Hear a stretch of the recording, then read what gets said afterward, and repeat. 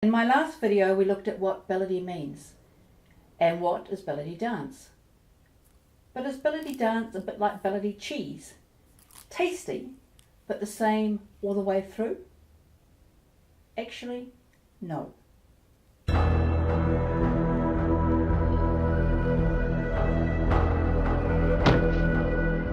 Hi, I'm Kashmir, and in this video I want to explore a little more Beledi dance.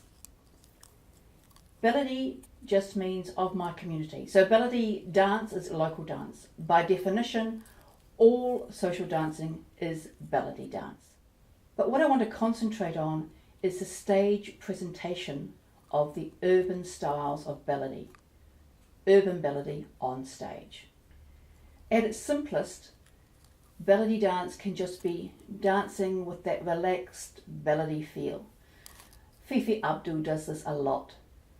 A lot of her dance, even when she's dancing Raqs, has a very, very relaxed feel to it, a very earthy feel. But there are also some specialised styles, particularly danced by non-Middle Eastern dancers.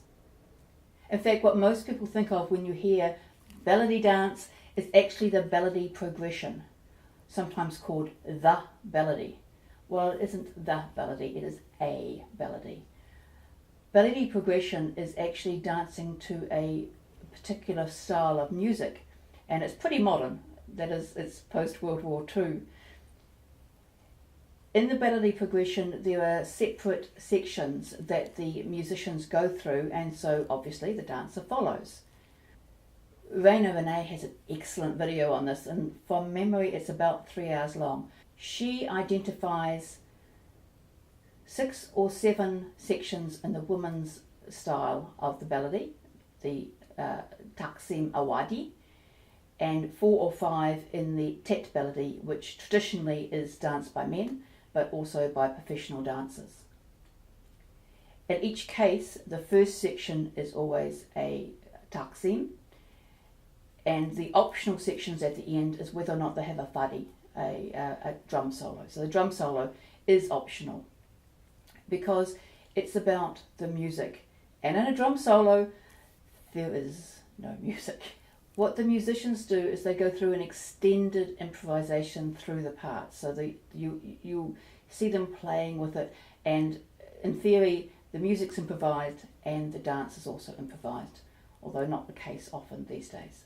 Halal also includes an Asha Beledi, and they list 11 sections, which is unlike both Raya's explanation and Hossam Ramsey's.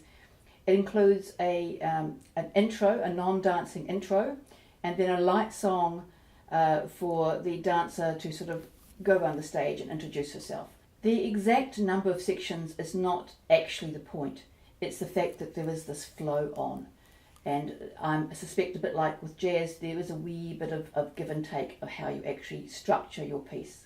Of course, for a shorter piece, you can just dance to the improvised song, and that's very common. Often it's light, it's often bouncy, and it's nice and short.